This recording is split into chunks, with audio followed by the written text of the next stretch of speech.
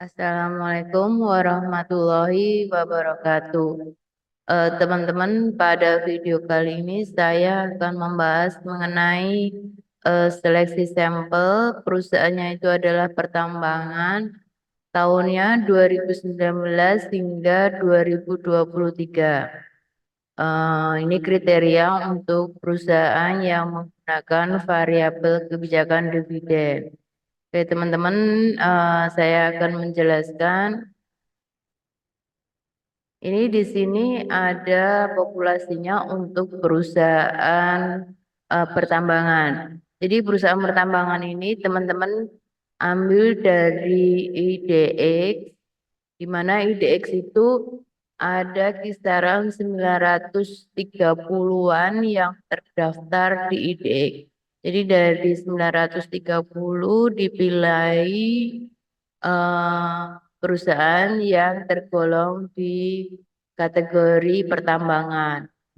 Di sini saya memperoleh sebanyak 91 perusahaan yang terdaftar di BI. Tahunnya itu adalah 2029 hingga 2023. Jadi nanti saya pilihin atau saya seleksi berdasarkan kriteria. Karena variabel yang digunakan adalah dividen payout ratio atau kebijakan dividen. Jadi untuk kriteria yang diambil di sini adalah ini perusahaan yang terdaftar eh, pada tahun 19 hingga 23. Jadi 2019 hingga 2023 itu populasinya sebanyak 91. Jadi nanti diseleksi berdasarkan kriterianya terdaftar dari 2019 melaporkan laporan keuangan sama yang bagian dividen dan mendapatkan laba. Nanti ketemu ini 21 perusahaan selama 5 tahun, jadi 105. Untuk 105 ini sudah bisa mewakili sebagai penelitian. Nah, ini kriteria yang pertama. Jadi di sini, nah ini untuk pertama itu adalah perusahaan yang terdaftar. Jadi yang tidak terdaftar, misalkan ini kriteria yang di sini nih. Teman-teman bisa lihat dari IPO-nya. Jadi yang warna hijau itu dia terdaftarnya setelah tahun 2019. Jadi di sini ADMR terdaftar tahun 2022 sehingga tidak masuk pada kriteria pertama. Nih, teman-teman bisa lihat. Jadi yang di bawah ini yang tidak lolos kriteria pertama, ya warnanya hijau. Karena apa? Karena dia terdaftarnya setelah tahun 2019. Oke, dari 91 ada 67 perusahaan yang lolos di kriteria pertama. Nah, nanti kita lanjutkan untuk kriteria yang keduanya. Ini perusahaan yang mempublikasikan laporan keuangan.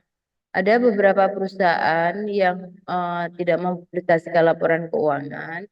Teman-teman bisa lihat di IDX laporan keuangan. Di sini bisa dilihat untuk perusahaan ada yang tahun 2023-nya itu belum mempublikasikan laporan keuangan. Oke, jadi yang tidak lolos untuk kriteria kedua ada 11 perusahaan. Lanjut untuk kriteria ketiga itu adalah yang membagikan dividen. Yang membagikan dividen di sini yang tidak saya kasih warna hitam. Jadi yang hitam ini dia tidak membagikan dividen. Jadi yang lolos hingga kriteria ketiga itu ada 26 perusahaan. Ikut lagi ke kriteria yang keempat itu adalah perusahaan yang mendapatkan laba.